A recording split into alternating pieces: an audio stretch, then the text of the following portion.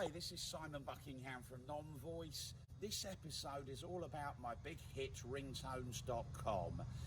I launched it in the year 2000. It took me about 15 years to take it through 13 subsidiaries into about 100 countries. I had to set up a lot of companies. I had to do a lot of billing deals and partnerships with carriers.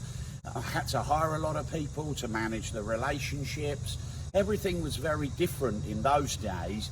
These days we have Google Play, we have the Apple App Store, and yes, you pay 30% for that, but you have to weigh the time to market, the complexity against the instantaneous global distribution that Apple and Google provide.